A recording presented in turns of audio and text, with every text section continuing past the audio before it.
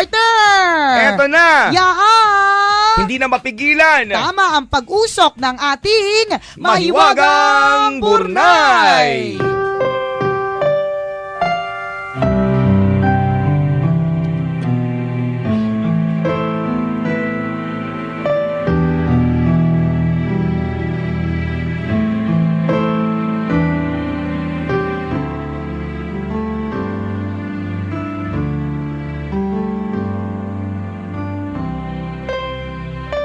Ang tagal naman magsampay ni Nicole. Saglit! Eto, Dami-dami mo nilaban, dapat sinampay mo na kanina pa, nagtatambalan na kaya. saglit! Nagsasampay sa labas ng building. Panty pa.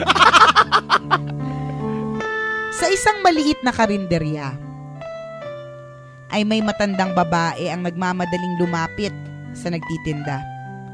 Mangkarding, mangkarding, pagbilhan nyo naman ako ng lugaw, sabi ng matanda. Oh, Aling Mila, ikaw pala, ilang order ho ba? Tanong ng tindero. At sumagot ang matandang babae. 10,000 ho. 10,000 mangkok ng lugaw para sa anak ko. 10,000 mangkok. Yeah. Bulk order. Abi pa party. Correct. Meron, partner. May pa-despedida. Pupurgahin niya. 10,000 ho. 10,000 mangkok ng lugaw para sa anak ko. Mhm. Labis ang pag-aalala ni Aling Mila ng araw na yon. Kagagaling lamang niya sa doktor at dala-dala ang isang masamang balita. Malala na ang brain cancer ni Aling Mila. Stage 4 na ito at sadyang wala ng lunas. Nagsimula ng bilangin ng matanda ang nalalabing oras na makakasama niya ang anak. May problema sa pag-iisip ang bunsong anak ni Aling Mila na si Rolly. Sa edad na 35, ay tila isang 4 na taong gulang lamang kung ito'y magsalita, kumilos at mag-isip. Hindi ito marunong kumain ng mag-isa o paliguan man lang ang sarili. Kaya naman, gayon na lamang ang pag-aaruga ni Aling Mila sa kaawa-awang anak.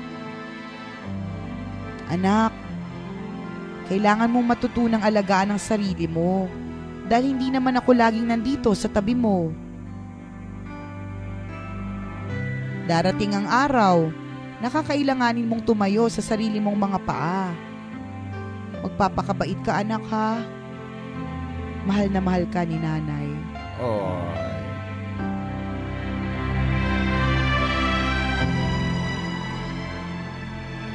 Pilit na itinatago ni Aling Mila ang di mapigilang pagluha habang sinusubuan ng lugaw ang anak.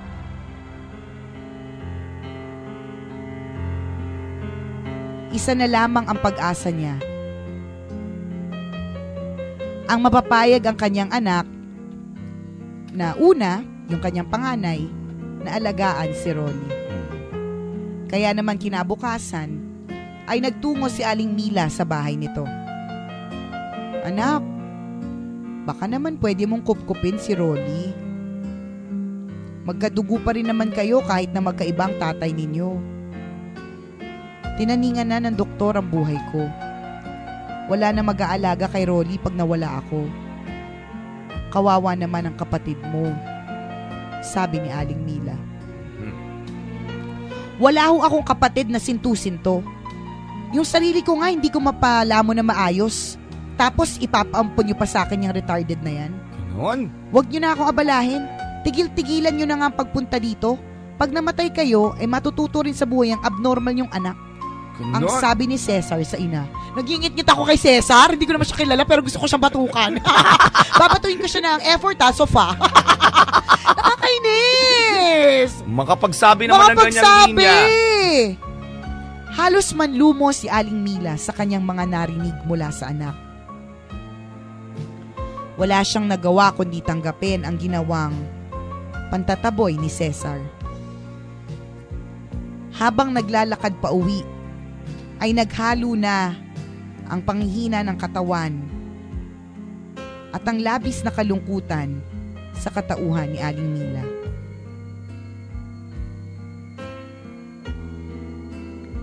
Ilang sandali pa, ay bigla na lamang nagdilim ang paningin ng matanda. Bumagsak ito sa kanyang kinatatayuan at hindi na nakabalik pa sa kanyang tahanan. Si Aling Mila ay tuluyan nang namaalam. Wala.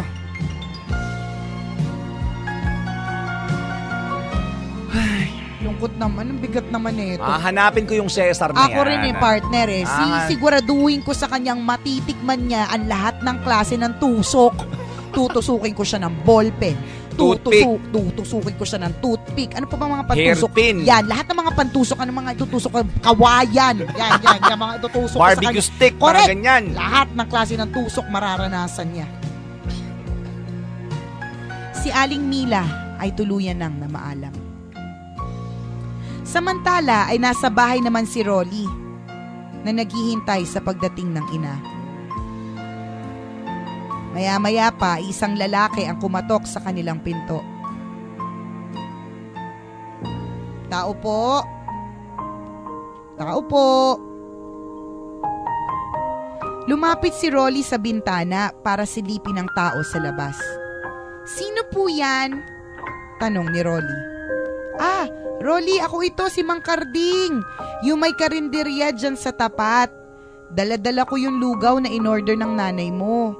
Ang bili niya kasi sa akin, matagal daw siyang mawawala. Nakiusap siya na hatiran daw kita ng lugaw araw-araw. Binayaran na niya ito kaya wala ka nang dapat alalahanin.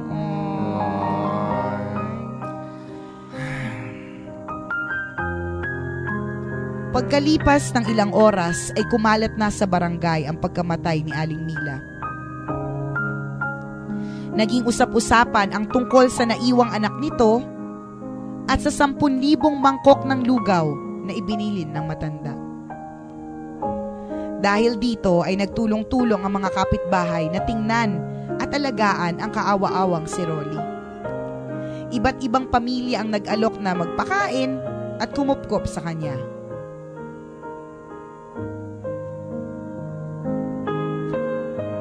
Kinapusman sa panahon si Aling Mila para masubaybayan si Rolly, ay naipamalas pa rin niya sa anak ang labis-labis na pagmamahal.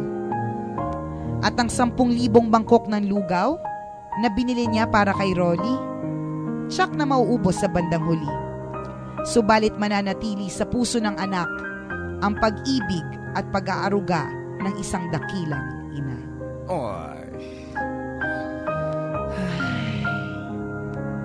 Ayoko na, ang bigat. Kainis. Wala na, ang bigat! Bigyan ng kumot. Kumot! Ay, hindi kaya ng panyuto. Ay, kalurke.